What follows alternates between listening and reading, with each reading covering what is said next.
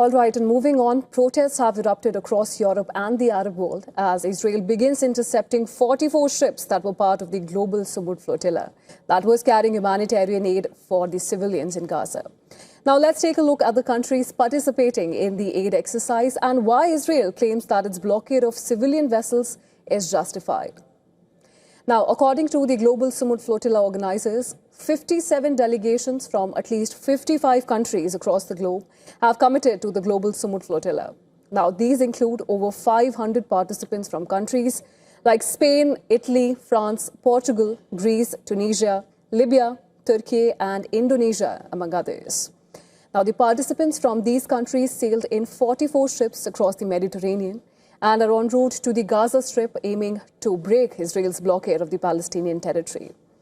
Now, according to the Global Sumud Flotilla, until now at least 20 ships have been intercepted by Israel and several activists have been detained by the IDF. Now, the images released by the Global Sumud Flotilla show Israeli naval forces boarding Oxygono vessel, which was bound for Gaza. Well, Israeli naval forces intercepted All In, a boat that is a part of the Global Sumud Flotilla. Live footage from the flotilla showed Israeli naval forces surrounding and boarding the ships, with some activists reporting aggressive tactics, including water cannons and jammed communications. Well, in another set of visuals, the vessel Florida is shown surrounded by Israeli forces with guns aimed at activists on board. And that's not all. The Israeli Foreign Ministry released a video on social media platform X showing Swedish climate activist Greta Thunberg sitting on a ship's deck, surrounded by Israeli soldiers following the interception of their vessel. The ministry is assured that Thunberg and the other activists were safe and healthy, stating that they are currently being transferred to an Israeli port.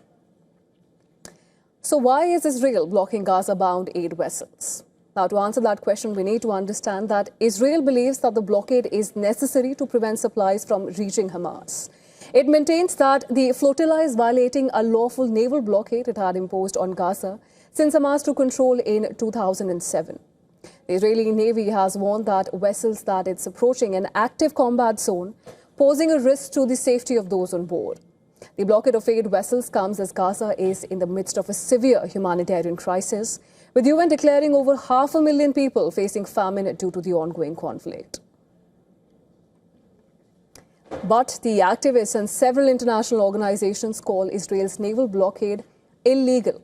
International law states that blockades during wartime cannot and should not lead to a humanitarian crisis. Remember, the war-induced starvation in Gaza has received global condemnation, especially after Israel blocked all aid passages for months, and is the reason that activists say that they need to break the Israeli siege.